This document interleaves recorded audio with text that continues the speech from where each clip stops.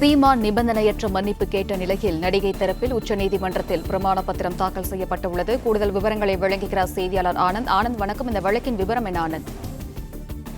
வணக்கம். திருமணம் செய்து கொள்வதாக ஏமாற்றியதாக அளிக்கப்பட்ட புகாரில் நடிகரும் நாம் தமிழர் கட்சியின் தலைமை ஒருங்கிணைப்பாளர் சீமான் நிபந்தனையற்ற மன்னிப்பு கோரி உச்சநீதிமன்றத்தில் மனு தாக்கல் செய்திருக்கிறார். சீமானிடமிருந்து இழப்பீடு வசூலித்து தர வேண்டும் என நடிகை தரப்பில் உச்சநீதிமன்றத்தில் தெரிவிக்கப்பட்டிருக்கிறது.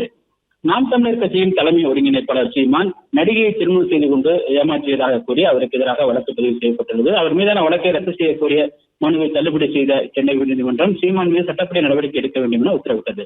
இந்த உத்தரவிற்கு எதிராக உச்சநீதிமன்றத்தில் மேல்முறையீட்டு மனு தாக்கல் செய்யப்பட்டது. இந்த மேல்முறையீட்டு மனு உச்சநீதிமன்ற நீதிபதிகள் நாகரத்னா தலைமையிலான அமர்வில் இந்த விசாரணைக்கு வந்தது.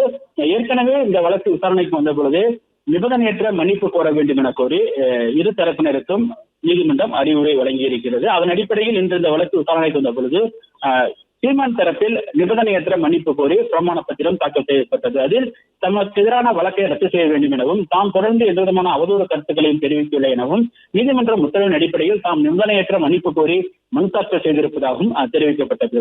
அப்போது நடிகை தரப்பில் சீமானிடமிருந்து நிபந்தனையற்ற மன்னிப்பு கோரப்பட்டதால் அதனை ஏற்றுக்கொள்வதாகவும் அதே போன்று தாமும் தொடர்ந்து எந்தவிதமான அவதூறு கருத்துக்களையும் தெரிவிக்க மாட்டேன் எனவும் தெரிவித்து அதற்கு தொடர்பான பிரமாண பத்திரத்தையும் நீதிமன்றத்தில் தாக்கல் செய்தார். மேலும் சீமானிடமிருந்து தமக்கு இழப்பீடு வசூலித்து தர வேண்டும் எனவும் நீதிபதி முன்பு நடிகை தரப்பில் தெரிவிக்கப்பட்டது.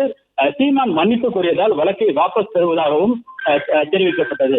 மேலும் சீமான் நிபந்தனையற்ற மன்னிப்பை உச்சநீதிமன்றத்தில் பிரமாண பத்திரம் தாக்கல் செய்திருப்பதால் அதனை ஏற்றுக்கொள்வதாகவும் நீதிமன்றத்தில் நடிகை தரப்பில் தெரிவிக்கப்பட்டது. மேலும் சீமான் மற்றும் அவரது ஆட்கள் மூலமாக தாம் கடுமையாக பாதிக்கப்பட்டிருப்பதாகவும் நடிகை தரப்பில் தெரிவிக்கப்பட்டது. தனது குடும்பம் பொருளாதார ரீதியில் நலிவடைந்து உள்ளது எனவும் தனது தாயை இழந்திருப்பதாகவும் எனவே சீமானிடமிருந்து பாதிக்கப்பட்டுள்ளதால் தமக்கு உரிய இழப்பீட்டை நீதிமன்றம் வசூலித்து தர உத்தரவிட வேண்டும் எனவும் நடிகை தரப்பில் தெரிவிக்கப்பட்டிருக்கிறது. தொடர்ந்து வாதங்கள் நடைபெற்று வருகின்றது.